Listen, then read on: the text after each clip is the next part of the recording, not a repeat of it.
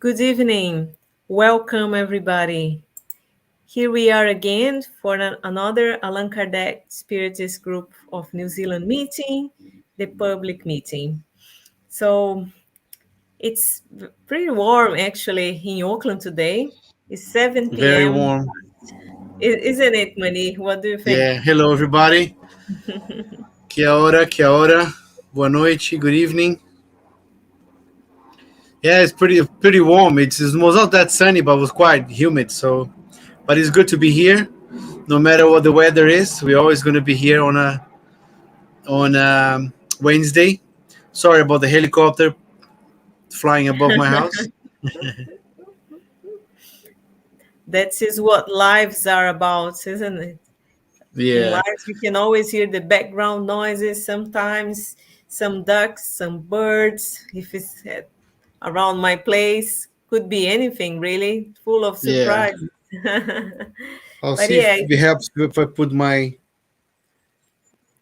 Is it a bit better?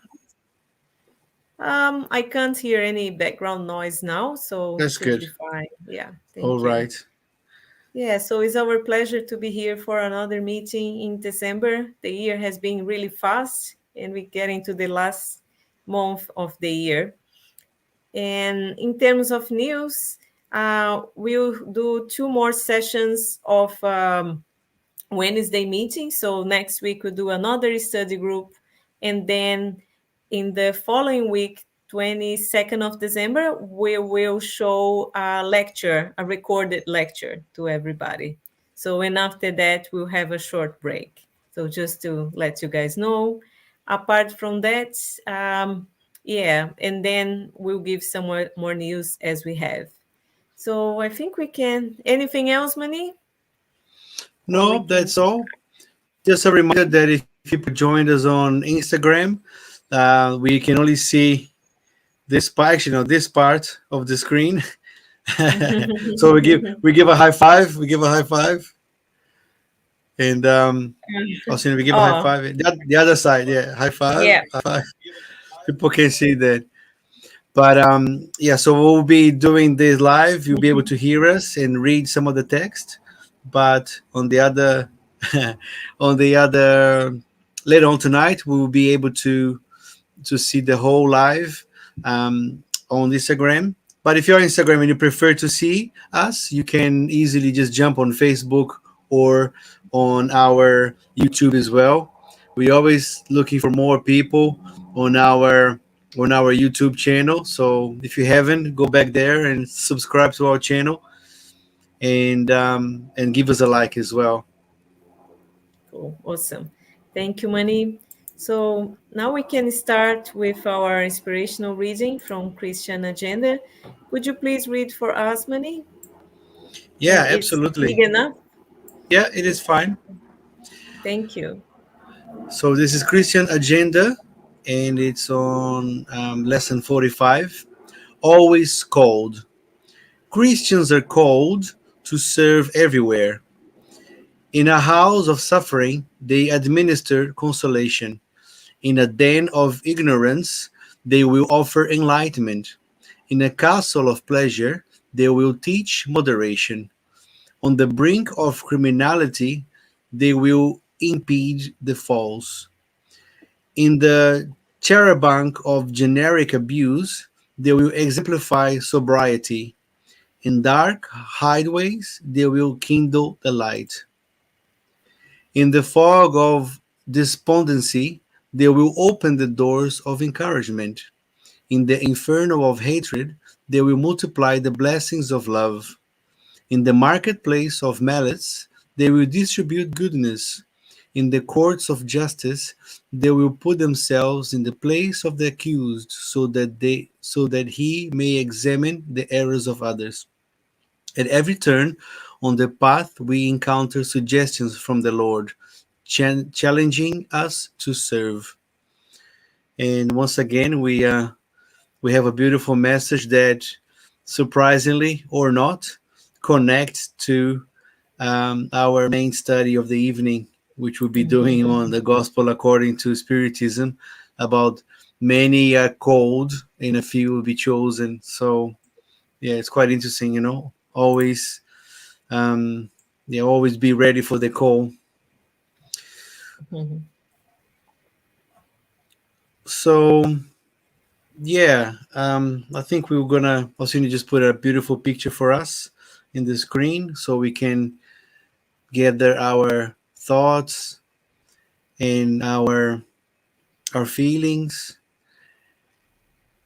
and calming ourselves down, trying to leave behind all the worries, all the troubles and the challenges in our daily lives, and focusing in this moment, the moment so precious that we take the time to stop, calm down, meditate, and reflect on the lessons that we are about to learn tonight, following the teachings of Spiritism, the moral of Christ, with the new paradigm of the spirits. And for this moment, we feel very blessed, we feel very grateful. So, first and foremost, we thank God for this opportunity of being alive on this reincarnation. We thank for our families. We thank you for our bodies, our intelligence, our health, physical and also emotional. We feel so blessed to be where we are right now, even going through some turbulent times. We understand that this is just a phase, it's just a step in our evolution. So we are grateful for this moment, especially now when we gather with our friends. If we're still not able to connect and to be together physically, we have the wonders of the technology to be together virtually with people from New Zealand and from other countries as well. So we ask everyone to remain in a good vibration and positive thoughts and open our hearts and our minds so we can together study the Spirit's book and also the Gospel according to Spiritism. And everyone can benefit at the end of this meeting.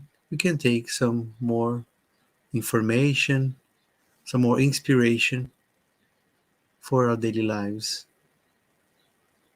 And we ask permission and protection to our spiritual friends to start another Allan Kardec Spirits Group of New Zealand weekly study group. Thank you, so be it. So be it. Thank you very much, Mani. I'm just gonna put again from the beginning. Mm-hmm. And I really miss to ask that question that when we are in person, we always ask, who was here last week? Who can tell us what we studied last week? So we can't Well, really ask that question yet. no, we can't, but I can see that, and we have Fran Emanuele. She's Fran Manu. She's on Instagram. So hello, Fran.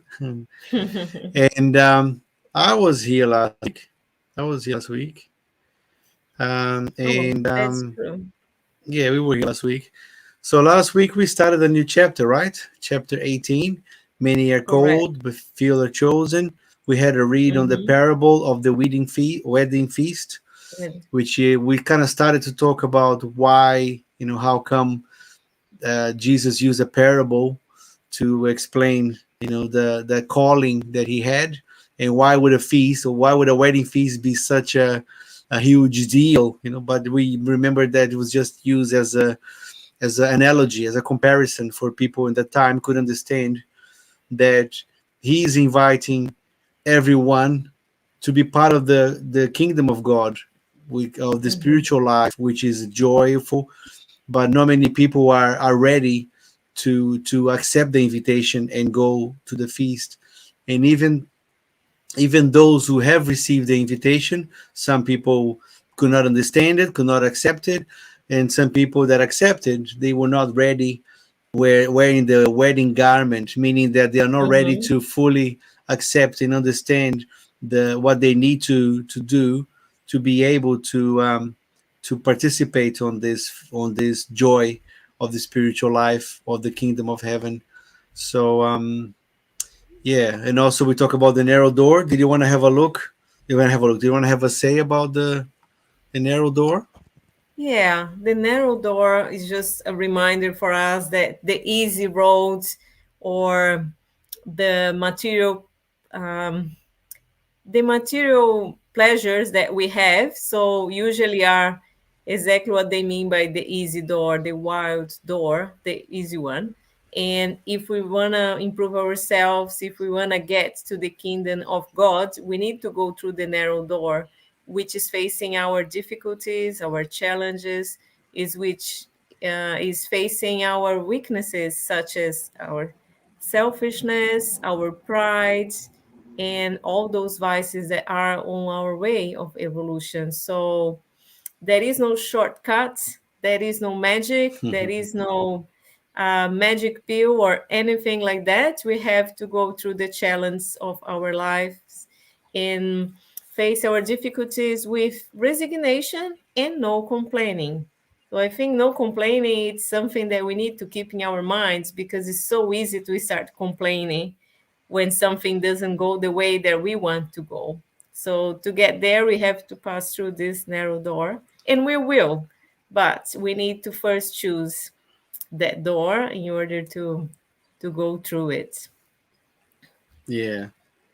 And then tonight, oh, did you want to say anything about the narrow door, Mani?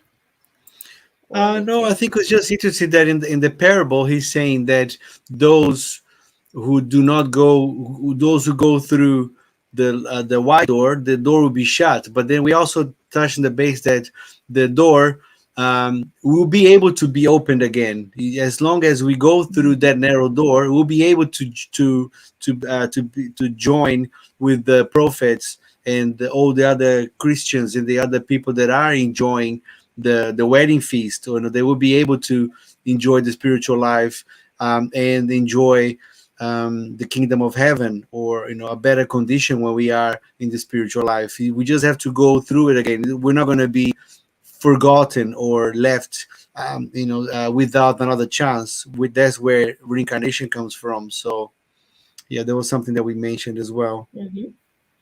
Cool. So today we in the same chapter and keeping on the same topic. Um, we're going to read and learn and understand a little bit about not all those who say, Lord, Lord, we will enter the kingdom of heaven. So we start reading and then I'll pass to you, Mani, at some point. Okay. Not all who say, Lord, Lord, will enter the kingdom of heaven. Only those who have done the will of my Father who is in heaven will enter. Many will say to me on that day, Lord, Lord, did we not prophesy in your name? Did we not cast out demons in your name? And did we not perform many miracles in your name? And I will tell them clearly, away from me, you who have done deeds of iniquity. Matthew 7:21-23. Therefore, everyone who hears my words and practices them may be compared to a wise man who built his house upon a rock. When the rain fell, the rivers flooded, and the winds blew and battered the house, it did not fall because it had been built upon the rock. But anyone who hears my words and does not practice them is like a foolish man who built his house upon the sands. When the rain fell, the rivers flooded, and the winds blew and battered it. It caved in and great was its ruins. Matthews and Luke. He who breaks one of the least of these commandments and teaches men to break them will be regarded as last in the kingdom of heaven. But he who abides by and teaches them will be great in the kingdom of heaven. So now is gonna come the explanation. So I think we can read the explanation um, and go from there. All those who proclaim Jesus' mission say, Lord, Lord. But what use is it to call him Master of Lords if they do not follow his precepts? Are Christians those who honor him with outward acts of devotion, but who at the same time yield to pride, selfishness, greed, and all their passions? Are his disciples those who spend their days in prayer, but who, as a result, are no better, more charitable, or more indulgent towards their fellow beings? No, because just like the Pharisees, their prayer is on their lips, but not on their hearts. They might impress others with their form, but not God. In vain, they will say to Jesus, Lord, we prophesied, that is, we taught in your name, we cast out demons in your name, we ate and drank with you. He will answer them, I do not know who you are. Away from me, you who committed iniquities, you who belied your words with your actions, you who slandered your neighbor, robbed widows, and committed adultery. Away from me, you whose hearts distilled hatred and bile, and you who spilled the blood of your brothers and sisters in my name, you who cause tears to run instead of drying them. For you there shall be weeping and gnashing of teeth. For the kingdom of God is for those who are kind, humble, and charitable. Do not expect to bend the Lord's justice because of the multiplicity of your words and genuflections. The only way the only way open to you for finding grace before God is that of sincerely practicing the law of love and charity. Just wanna, oh, okay, just a little bit more, then we'll comment. Jesus' words are eternal because they are the truth. They are not only a certainty for life in heaven, but a pledge of peace, tranquility, and stability in matters regarding life on earth. That's why all human political, social, and religious institutions that are based on his words will be as stable as the house built upon the rock. People will keep them because they will find happiness in them. However, those who are in violation of his words will be like the house built upon the sand. The winds of transformation and the river of progress will bring them down. Wow, what a lesson. Hmm. Yeah, it is definitely much easier to say, right? We can say anything. Nowadays, we can say by just speaking, we can say by writing. So there are many ways of saying what we want to say and what we believe.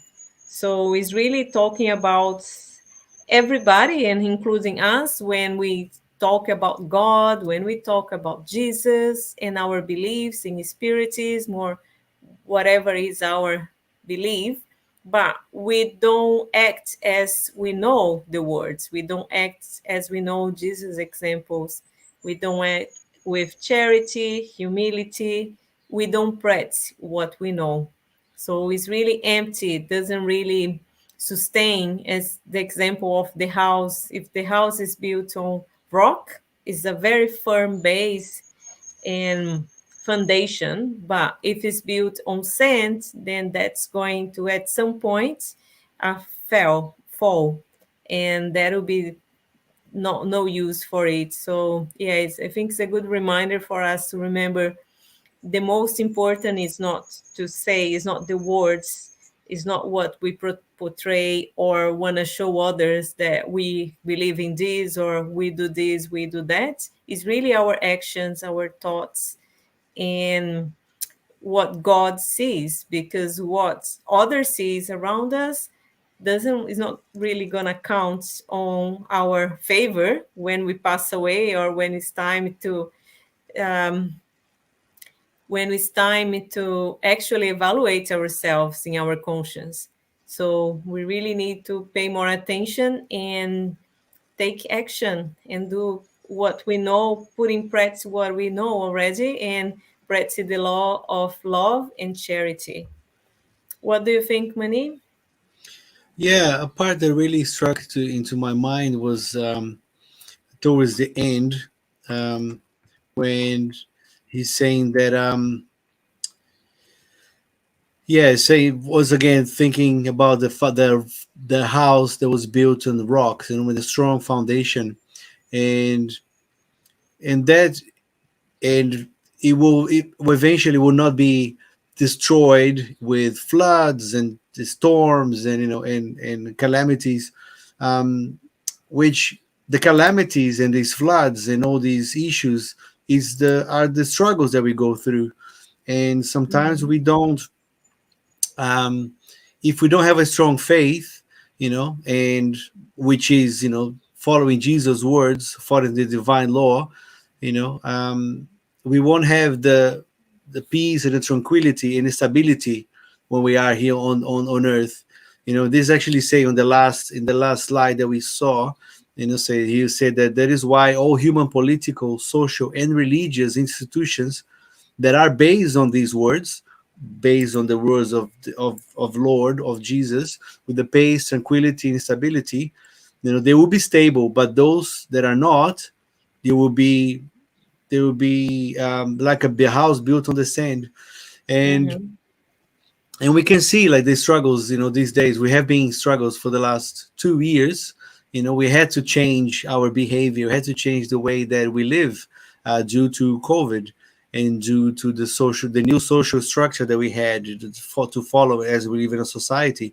So those who have a strong faith, those who have a strong understanding that there is a plan, there's a divine plan that we are following, which is are in the hands of God. We don't have control over everything in our lives, but if we have that belief and we try to practice what Jesus has told us, being patient and being calm and controlling our anger, our frustrations, we will be much happier for that, because we will be overcoming the struggles that we are going through this moment.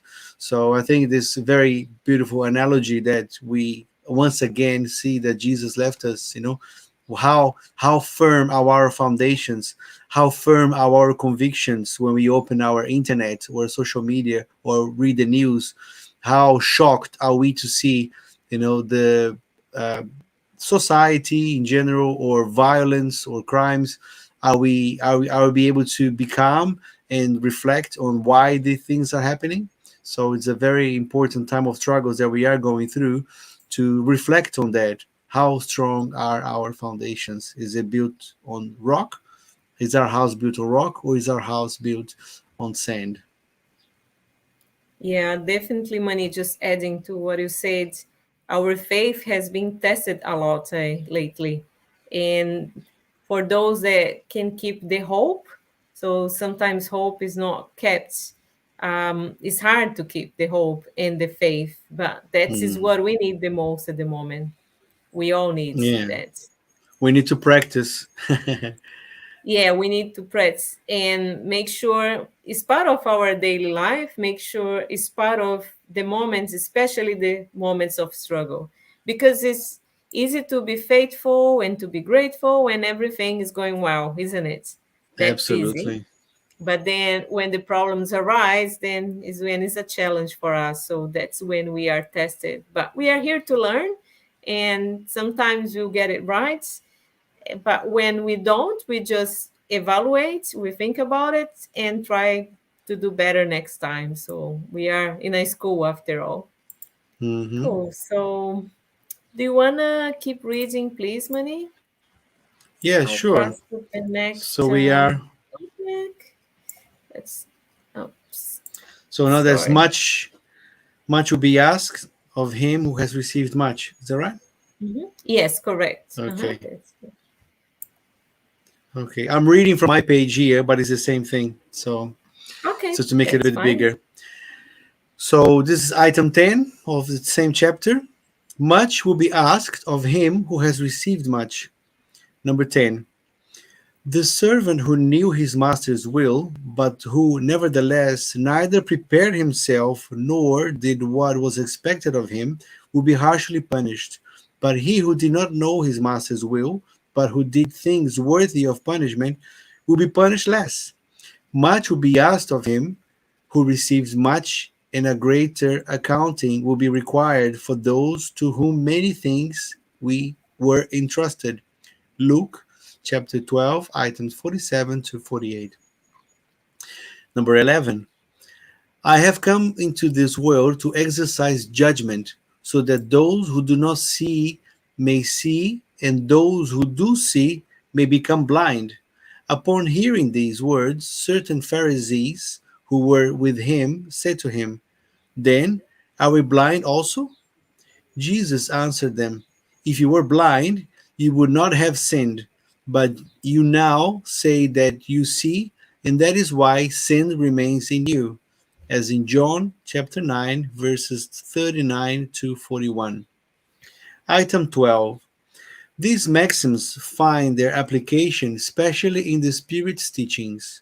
All those who know the precepts of Christ are surely blameworthy if they do not practice them. But besides the fact that the gospel that contains them has spread only in the Christian denominations, how many persons are there in them who do not read it? And those who do read it, how many there are who do not understand it? The result is that Jesus' own words have been lost to the majority. The Spirit's teaching, which reproduced these maxims under different forms and which developed and comment on them in order to put them within everyone's reach, have the particularity of not being at all circumscribed, and everyone, literate or illiterate, believing or disbelieving, Christian or not, can receive them because the Spirit communicates everywhere. None who receive them either directly or through an intermediary can claim ignorance of them.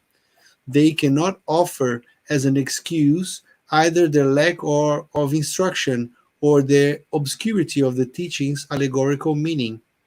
Thus, those who do not take advantage of the teachings for their advancement, who admire them as being interesting and curious without their hearts being touched by them, who are no less vain, no less proud, no less selfish, no less attached to material possessions, or who are not better toward their neighbor, are all the more guilty because they have a greater means of knowing about the truth.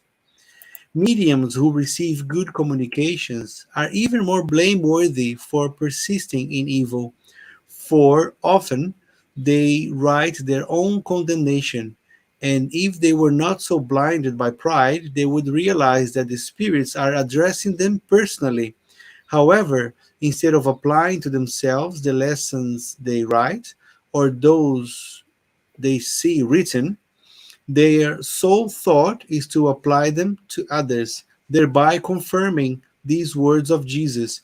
You see a speck in your neighbor's eye, but you do not see the log in your own. See chapter 10, verse 9.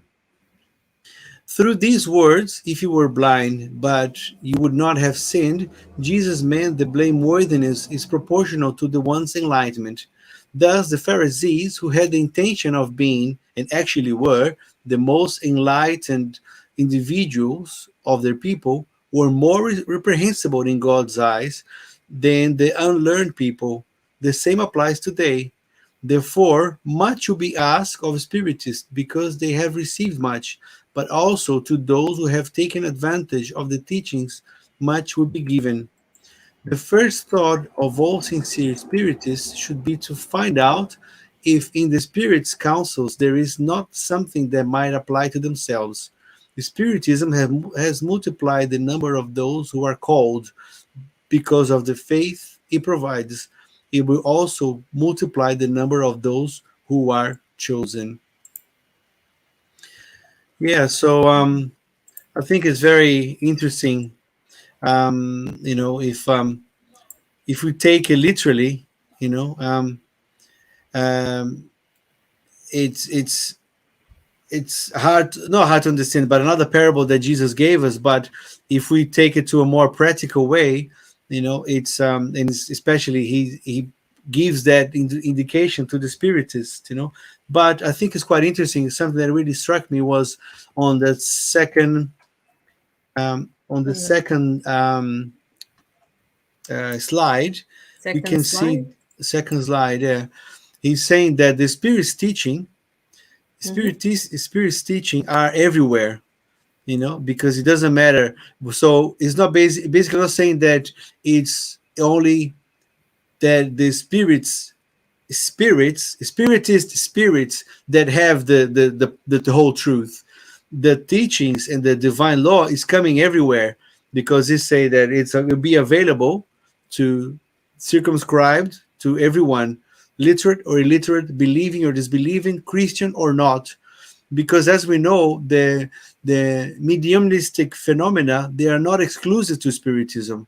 The spirits are giving us pieces of this information everywhere, be it on a Christian environment or not.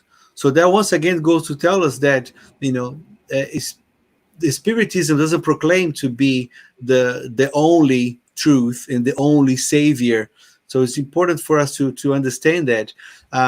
But what is important to understand as well is, because we are receiving these messages directly from the spirits and have this awareness, all of this information is coming to our conscience. So, and the conscience at the end of the day is the main judge, the greatest judge that we will have to face. Because once we know what is right and what is wrong, once we go against the divine laws, and we go against these laws that are in our conscience, we feel the need to redeem ourselves. And we go that even the little that we know, even though we are here in this world that is still semi-primitive, we still have an idea. When we do something wrong and we know that is wrong, our conscience will not let us go to bed easily, does it? We have this idea that we know that we did something wrong, and we try Mhm. um, to redeem ourselves. Um, yeah, so it's something that it doesn't feel right. So and especially when we do something wrong in this planet Earth, when we are um, surrounded by the forgetfulness of the past. And then when we become in the errant state, we have a better understanding of what is right or what is wrong. We feel compelled to come back to the reincarnation and redeem our mistakes in the next reincarnation. So I think I talked too much already. I'll pass the virtual pen to you. There you go. Oh, thank you. Yeah, definitely that saying from Spider-Man, Uncle. I think it's the uncle. With great power comes great Ah, responsibility, right? yeah. Uh, Uncle Benjamin Parker. Right. So not everybody, we are in a way afraid of all this power, all this responsibility. And some people are still saying that ignorance is a blessing. So it's best to not know, to not learn, because then we don't have all this responsibility. I find interesting that part when talk about the mediums when they receive the communication, and often they think it's for others, but that can apply not only to mediums, I think to all of us, because when the book was written, the information was not well distributed like nowadays, but now we have easily access to all this information, so that can easily apply to us, because when we read a book, when we watch like a spiritist lecture, we start thinking about, oh, maybe my dad should watch that, or the neighbor, yeah, she does exactly this, so they need to watch this, my brother, my friend, someone from work. So instead, first we need to apply to ourselves. Instead of see the speck on the neighbor's eyes, but we have the log in ours. So every message is first for us to analyze and to apply and to check. And the others, they will have to do for themselves. It's not for us to be pointing, to be judging. So it's challenging to know. And the more we know, the more challenge becomes. But in that case, ignorance is a blessing is not true. The knowledge is a blessing because give us the opportunity to apply, give us the opportunity to change and to make a difference in ourselves, in our and become a better versions of ourselves if we do pay attention, if we are aware of our thoughts, our actions, our feelings, because that's how we can change when we identify what we're not doing right and make a plan and start doing it right. So it's a blessing to have all this knowledge, and it's up to you how we use it. So we cannot be the called ones, but the chosen ones will get to that stage. Yeah. Yeah, because And we have oh, sorry, just no. finalizing. Hmm. We always, our intuition often picks up the superior spirits or the spiritual guides counsels. So we have that intuition as well, but it's up to us to apply and to listen to it and to make it easier for ourselves. Cool. I finished. Many. Thank you. Are you doing a segue to the spirits book reading, because we're going to be reading exactly about that, Yeah, about the absolutely. yeah. But I was just going to bring, before we go to the spirits book, if that's your plan, just Mhm. wanted to point out that on the previous slide, when he says that, you see a speck in your neighbor's eye, but you do not see the log in your own. We already studied that this year. I think, yeah, it was this year because it's chapter 10, not long Yeah. ago, which is a chapter about blessed are the merciful. Just another hint of a reminder for us that it's important to be merciful, to have indulgence, because if you don't, you're going to be looking at your neighbor's eyes, looking for that speck, but you cannot see, that the log, or that plank in our eyes, in our own eyes. So it takes a bit of humility to know that Mhm. how we're doing before we start judging other people and seeing how other people are. Need, or other people need the spirit's teaching, or the Christian morals as well. So it's very important before we judge is that we actually try to apply the teachings to ourselves and put them into practice. That will be the most effective way of being a disseminator of the Christian teachings and the Spiritist teachings as well, without um, um, engaging into these types of judgment towards other people. Cool. Awesome. Thank you, Mani. Yeah, No so problem. next week we'll then continue with the Spirit's teachings. To him who already has, more will be given. So um, if people are interested, they can read before Wednesday, and we're gonna be studying that in the Gospel according to Spiritism. But now we're gonna go to the Spirit's book, and I've just passed forward, which we are starting a new chapter. Hey, Mani. Yeah, Last week we it's still finished the it's spiritual still life, this. Yeah, if I'm yeah, not no, no, mistaken. it's still part of the spiritual life. But the last week we finished the chapter 7, which was Yeah. about the return to the corporeal life, so about reincarnation, about the decisions of the selection of the trials, childhood, and all that experience from coming from the errant state to the physical state.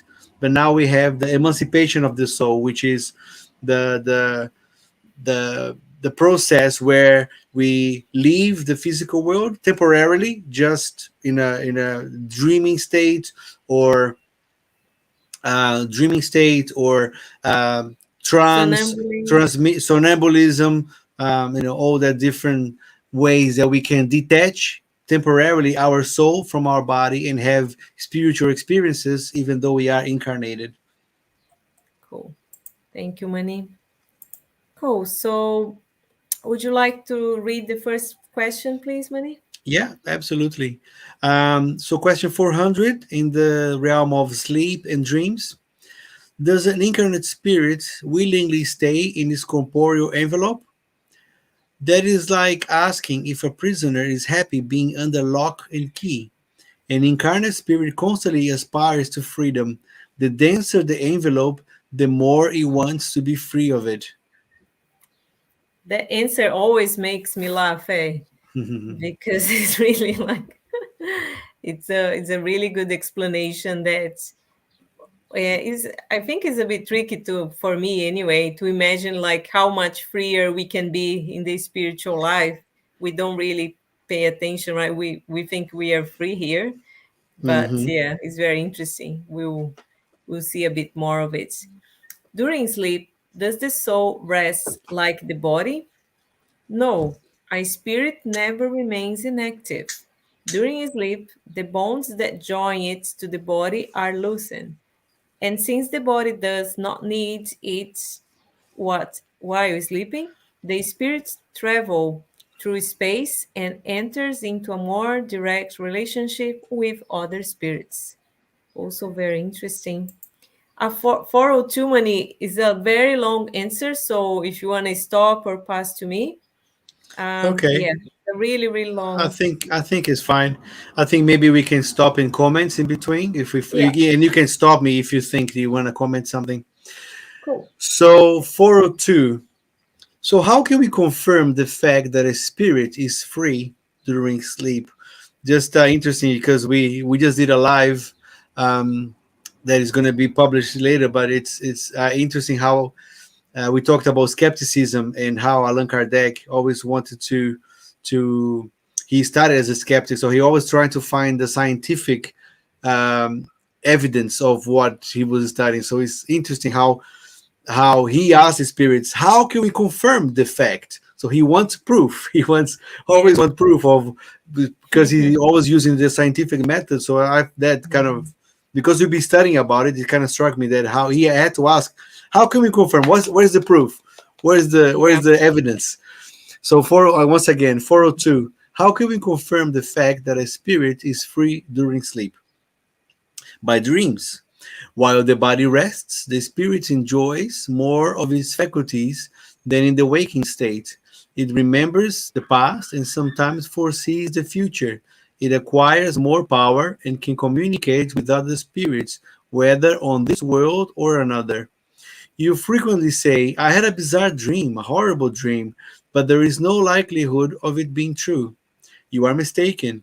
It is almost always a memory of placing the things which you have seen, or which you will see in another existence, or on another occasion. Since the body is dormant, the spirit tries to break its chains, in order to probe into the past and future. Poor human beings, you know so little about the most ordinary phenomena of life. You believe you are very wise, yet the most ordinary things puzzle you to no end. To the question of all children, what do we do when we sleep? What are dreams? You remain without an answer. I think it's interesting that, when that was written, probably even in psychology, and you can correct me if I'm wrong, even in psychology and psychiatry, there was not much understanding of dreams, right? Because I think Carl Gustav Yeah. Jung was later, and Freud, it was much later than what the spiritism came Yeah. about, right? There's no knowledge on the unconscious, subconscious Yeah, yet. So was yeah. after that. Yep. That's right. And also studying, the books of Joana de Angelis, that the psychological series, we understand that a lot of what's in our consciousness, it is a reflect of our previous lives. So even if through Mhm. the material view of the science these days, they analyze the conscious, I mean, the consciousness, the unconsciousness, is are just reflection of our past lives. Sometimes even that, it's quite interesting how, we still know very little, but back then we know even less, right? Yeah, yeah, definitely. Yeah, at least even nowadays, it's recognized that it's something beyond the brain. Like there is the unconscious side of us. Yeah, it's a step to the future, right? So doesn't Mhm. recognize the spiritual, but recognize that there is something else rather than They just what we're understand. perceiving at the moment, just at the present moment. There is unconscious mind. So that's They under, evolution in that sense. they understand that it's something extra physical. Yeah. Yeah, yeah. I can continue if you like.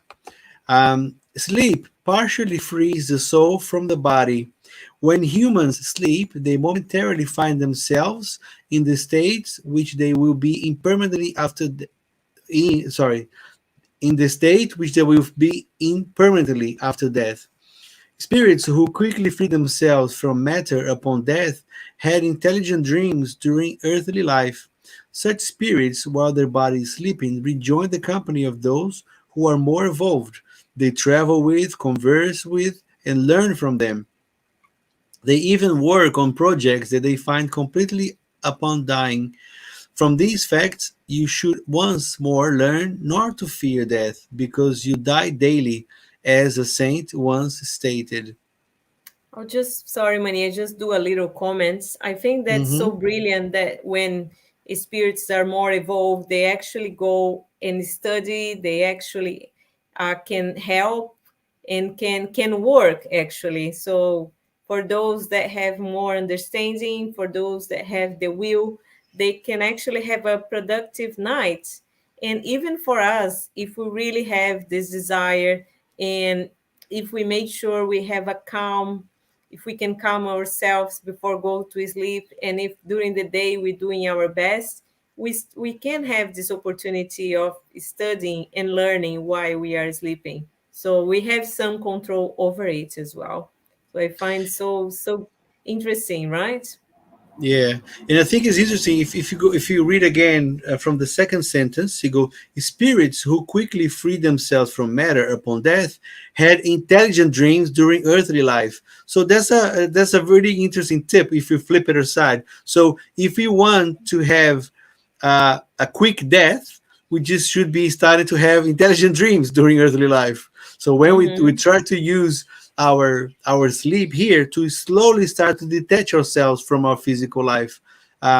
So having a good behavior and good attitudes before going to bed, maybe doing a meditation, doing a prayer, asking superior spirits to take us to places where we can continue learning. So we start to practice to one Yeah. day disincarnate, to die, because yeah, that's what he says, like the when Mm-hmm. we have these intelligent dreams or intelligent sleep, or we are able to free ourselves more easier. So when we our time to die comes, we are uh, already practicing this type of exercise. So I think it's quite interesting how he said that.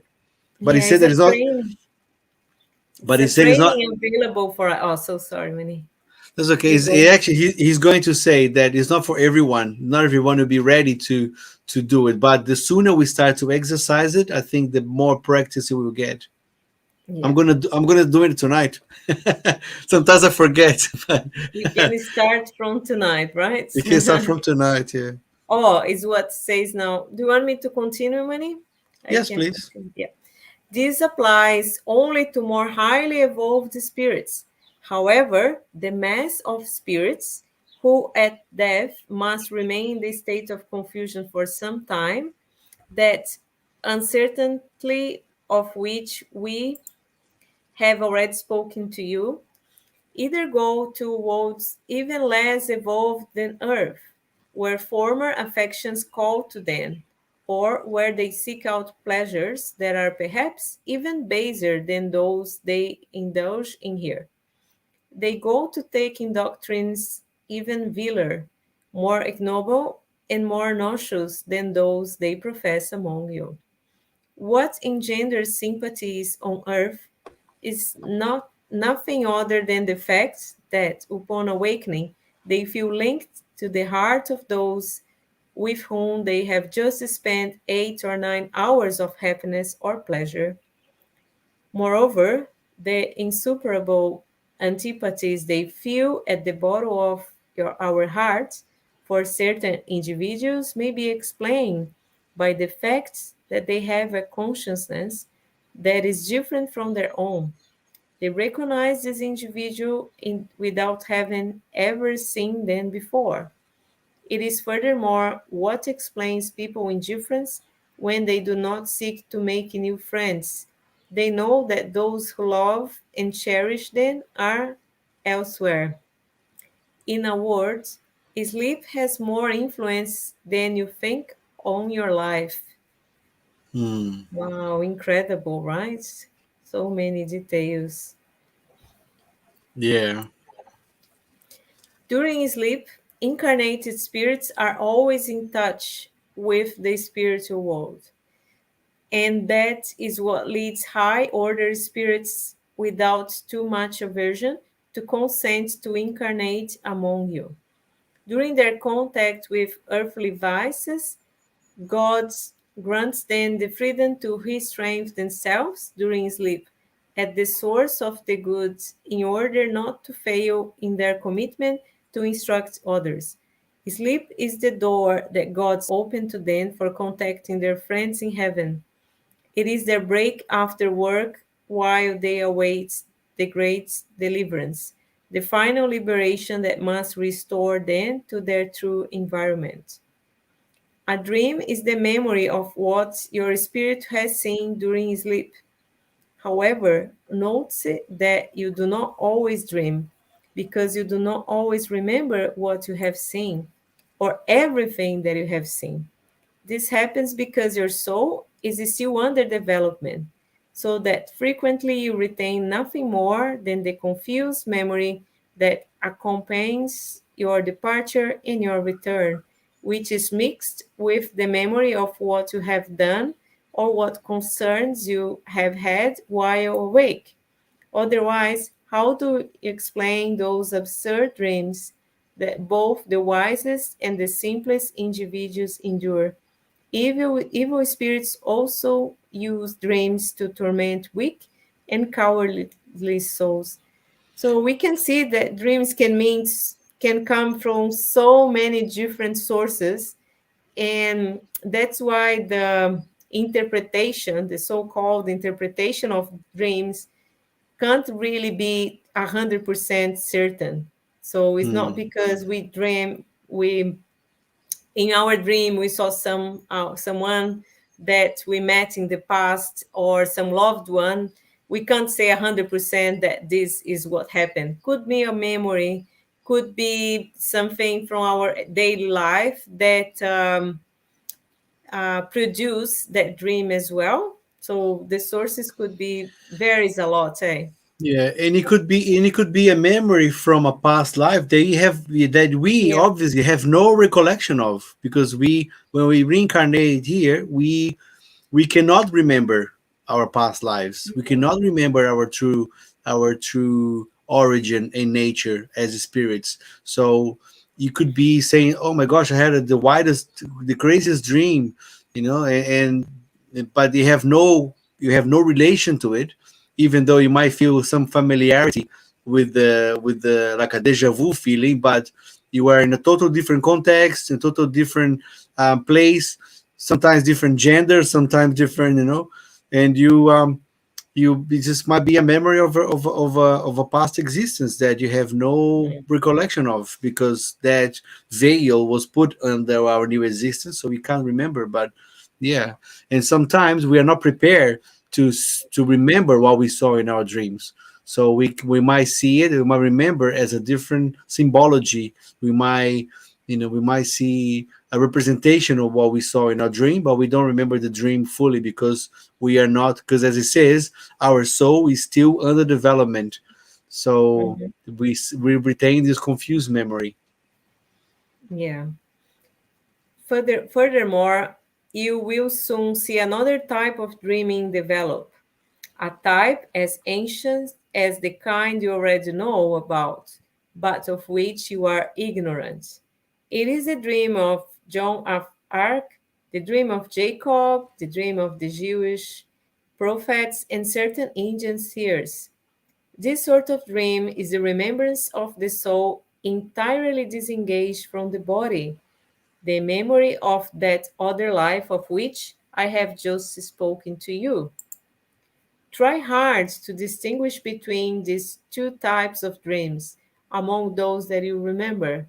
Unless you do, you will fall into contradictions and errors that could be disastrous for your faith. Dreams are a product of the emancipation of the soul, who becomes more independent through the suspension of active life and relationships. This results in a sort of fuzzy clairvoyance which extends to the most distant places and to those that have never been seen, and sometimes even to the other worlds. It is also results in the remembrance of events that have taken place in our present existence or in previous ones. The singularity of the image referring to what is occurring or has occurred on unknown worlds mixed together with the image of the present world form those bizarre and confused medleys that seem to have either meaning nor connection. The incoherence of dreams is further explained by the gaps resulting from the incomplete memory of what has appeared to us during, oh, I have to just put bigger there. That I just read again because the incoherence of dreams is further explained by the gaps resulting from the incomplete memory of what has appeared to us during the dream. Much like a narrative from which sentences of parts of sentence have been accidentally omitted. If the remaining fragments were joined together, they would lose all rational meaning.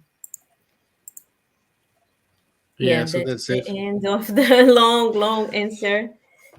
Sorry What that. I don't know. Do you want to say something, or because there's something just jumped into my mind? Yeah, you say then. Um, that kind of jumped into my mind was the Rene Descartes. Rene Yeah. Descartes, which is a French philosopher, that he had the proposal of thinking, if I have a dream that it's so real, how do I know the difference? If am I dreaming or am I awake? And then he came to the conclusion that because he had the ability to ask that question, he had the personifications of his conscience of being I think. So I'm thinking, I'm questioning that at the moment. So I know that I exist. I know that I'm not in a dream because I am questioning that and is active. So is what actually brought my attention is that and that memory is that sometimes that's why sometimes the trio can feel so real because once upon a time it could be that they were real. It could be that it's a memory of a past Yeah. life that actually existed. Mhm. So you are just watching something that you experience. Just like sometimes when you are driving or at work and you hear a song that reminds you of an experience, and sometimes you feel like you're there, or a smell, when you smell something and it brings back all those memories, and sometimes it can be even an emotional experience because it brings back those feelings that you had. Sometimes the same thing happen in a dream when you're dreaming and you feel that you were there in real because it's a memory that is archived in our conscience and is brought back to life. So sometimes that I think that's one of the reasons that Descartes proposed that is the real can be so if a dream can be so real that it feels that we are living that dream. So that's something that just came. I don't know if it's too trivial or it makes sense, but just something that came to my mind. No, I think it does make sense. I think the important part for us is really to get ready before go to sleep. So make the most of it in terms of, as Mani said, for example, do a meditation, try to calm down, turn off the lights, turn off the mobile, and not watching anything violent or shocking just before go to sleep, because this can actually go into that does go in our minds and can be incorporated in our dreams. And so um, it's not, and awake these emotions, and having these emotions while sleeping is not the best for us. We might wake up tired. So how many times wake up, we just slept for 8 hours and we get up and we feel so tired. It's like we're running all the time, or running away, or in some fights or something like that. So really it's up to us, to a point, what time of sleep, the quality of our sleep and the quality of our dreams as well. And the more we know ourselves, the more we'll be able um, to tell a little bit about our dreams. But I think the main point is to, during the day, having trying to be our best, trying to not only say the words Lord, Lord, and talk about Jesus, but actually practicing what we know, then we are going to definitely dream better. We are going to sleep better and dream better as well. But there are so much more to learn about this, um, emancipation of the soul, and we're gonna continue learning about it next week. So Hmm. question 403 is going to be for next week. All right. Now, we didn't have any comments or questions or participation this week. I I think think people still, people might be out. It's like such a nice weather that yeah, maybe people are out and enjoying. that's enjoying the beach. Yeah, like the picture you posted. Um, yeah, I think it's a lot of people having that flexibility of watching later as well. So we might get some Yeah, comments later, and if we do, we will try to answer them as well. So yeah, definitely. I hope you guys enjoyed the beautiful presentation by my sister Alcione, and yeah, we'll see you guys next week, but not before we go to the next stage, right? Yes, that's correct. So I'll put the picture here for us. And now we are going to use this opportunity to vibrate to those in need. So we're going to unite our thoughts, our feelings, our willingness to donate a little bit of ourselves. And let's first visualize our beautiful planet Earth. Let's embrace our planet and imagine a rain of colors and fluids, benefic fluids. And those fluids goes, and all, even in the small hidden places, when there are people we need, where there are people we need, where people are suffering. Let's especially vibrate to those that are not feeling well, either physically or mentally. Also remembering the medical staff, nurses, doctors, all the workers in the hospitals that have been very busy lately because of the pandemic. That's this energy can give them strength and courage to keep helping others. Let's vibrate for those that are sick in the hospitals, in their homes, or even on the streets. Let's take our kindness to all the kids that live in the orphanage or on the streets without anybody. Let's send some hope and faith that better days will come. Let's also vibrate to our brothers and sisters that passed away and is still not sure of what's happening, that they can be helped, that they can receive explanation and move forward to their next stage. Let's vibrate to the countries that are still in war and conflicts as well.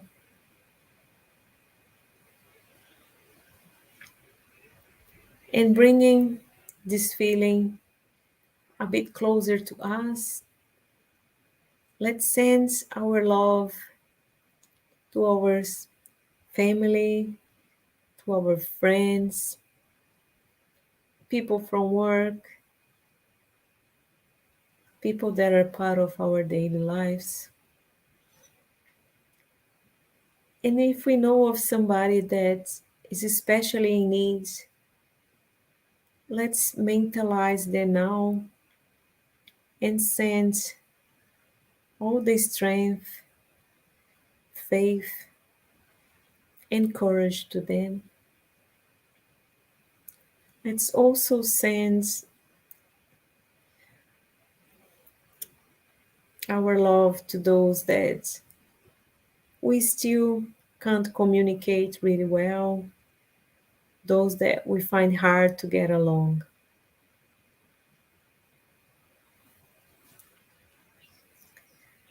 And we feel so grateful for being here tonight, so grateful to be reminded of Jesus' lessons. And we ask our spiritual friends to not give up on us and keep helping us to remember to apply what we know in our daily lives, to use every opportunity that is put in front of us to do our best. And then would like to say thank you so much for this opportunity and ask permission for God, Jesus, and spiritual friends to finalize another meeting. Thank you. So be it.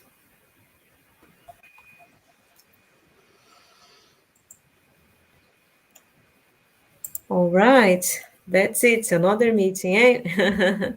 So thank you True. everybody for watching, for being here, and have a good week, a good rest of the week. And we see you again soon next week. Take care. All right. Bye bye, guys. Kakite. Bye.